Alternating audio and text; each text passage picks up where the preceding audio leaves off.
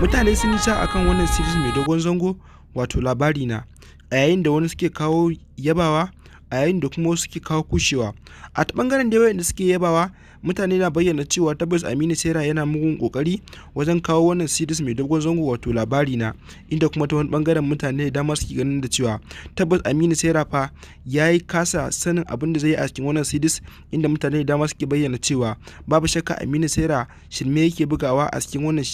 wannan series mai suna Labarina, inda wasu da dama suke ganin da cewa ma tabbas wannan jarumi basira ce ta kare masa, inda yake kawo abubuwan da basu kamata ba a cikin wannan series Labarina. Sai dai kuma ta bakin uban tafiyar wato daraktan Aminu Saira ya bayyana wa mutane da cewa su yi haƙuri fa akwai abubuwa da dama ingantattun abubuwa wanda aka shirya a cikin wannan series wato Labarina, wanda kuma idan haka na kallon wannan series ka ci gaba da haƙuri domin za a zo inda kake so. Wato an tama gwarmomi da kuma an tsara abubuwa da dama wanda za su ja hankalin mutane, wanda kuma za su ɗebe mutane kewa da ma abubuwan da za su ilmantar da mutane a cikin wannan series wato Labarina.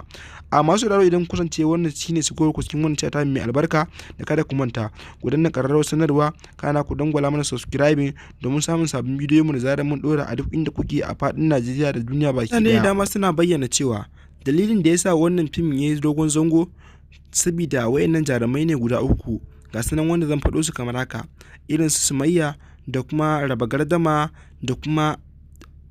Firesdo, wanda kuma su ne jigajigan wannan fim a halin yanzu, wayanda su ne suke tasiri, wayanda kuma su ne suke shura, wayanda kuma su ne ginshiƙin wannan series mai suna Labarina, a yayin da wasu kuma suka bayyana cewa babu shakka Aminu Saira ko babu su zai gudanar da wannan series nashi mai suna Labarina. Shi dai kuma ta bashin wasu mutane suna ganin da cewa fa maganar wayannan mutane na wayannan jarumai guda uku gaskiya ne, inda kuma wasu suke ganin da cewa tabbas wannan abu an gasgata shi domin ba haka bane ba, saboda Aminu Saira yana da basirar da zai iya canza kowane kalar jarumi ne, da kuma kowane irin sporting din shi da ake yi zai iya canza shi a duk lokacin da ya ga dama. A ku gaba da kasancewa da wannan chata mai suna Saira Movies domin samun labarai dumudumin su a duk inda kuke a faɗin Najeriya.